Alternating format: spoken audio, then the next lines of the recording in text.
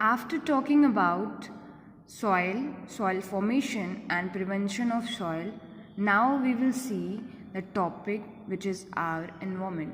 So students, what do you understand by environment? Environment is our surrounding, which means the surrounding in which we live is known as our environment.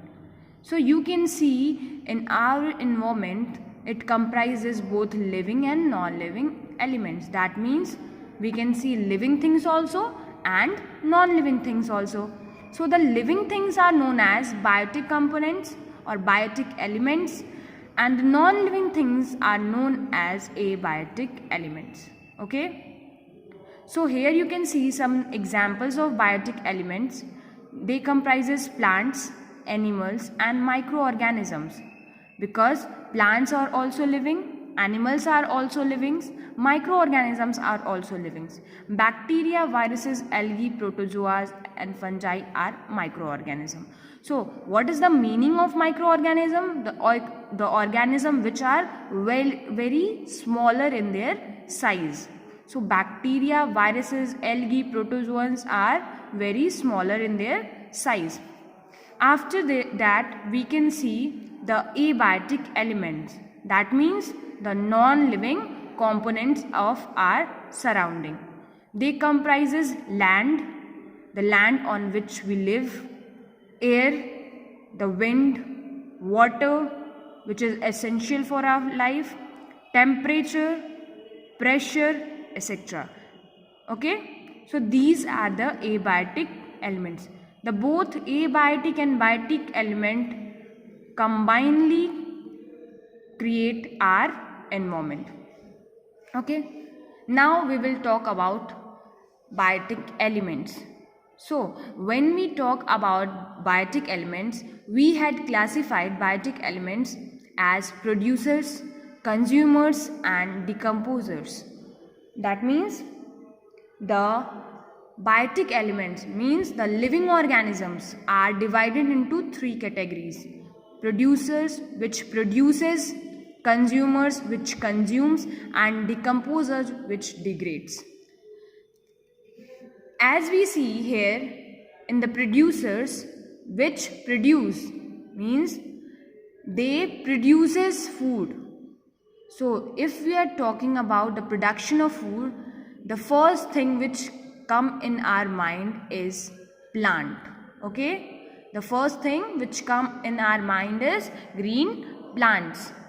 So we eat plant, that means they are producers of our food. Here you can see what it is written: plants containing the green pigment chlorophyll trap solar energy. As green plants trap the energy, and that energy is conveyed to us when we eat plant or plant products.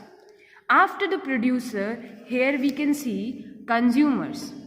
Consumers are the organisms which consumes from producers or other consumers. Like in consumer you can see herbivorous, carnivorous, omnivorous and scavengers. What is the meaning of herbivorous? Herbivorous are the consumers, those consume only herbs, that means only green vegetables, green plants. Okay, here you can see the example of goat. They in goat you can see goat only eat plant or plant products.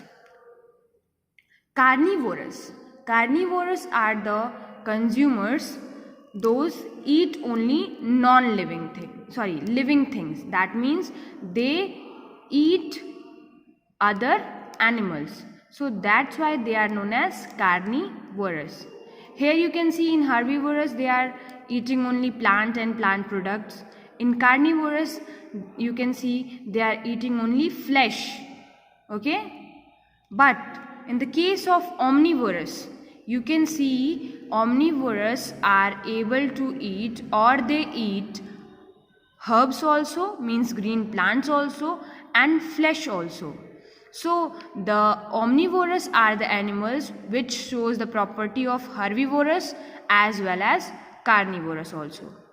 After that, the last category of consumer you can say is scavengers. Scavengers are the organism which eat the dead organism. Okay, in scavenger you can see vulture.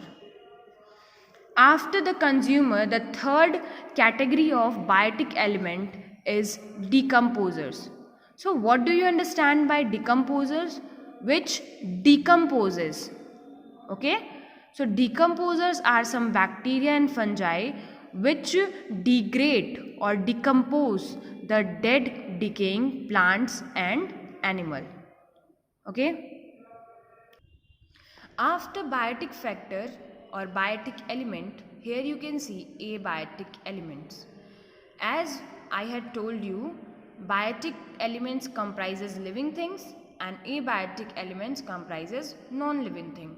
So in this case you will study about light, temperature, humidity, pressure, soil, land, air and water.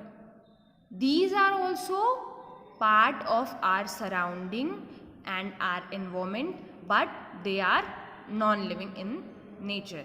That's why they are known as abiotic element. So if we talk about light, so light is essential for photosynthesis.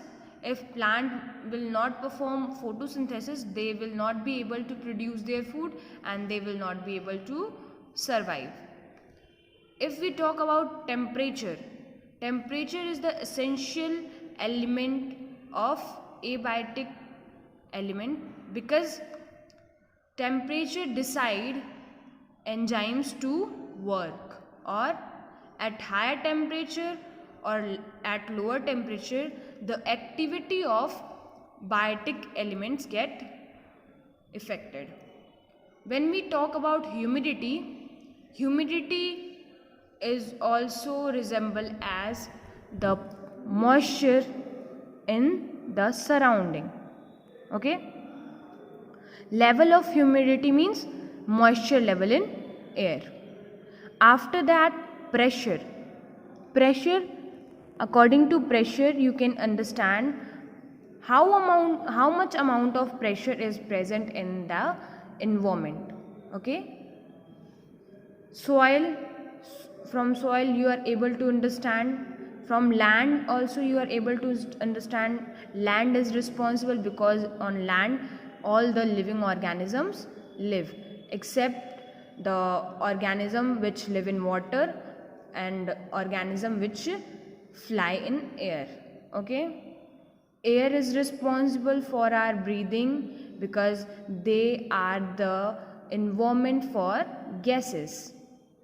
Water is essential because it is the main element of life for living organism. Okay,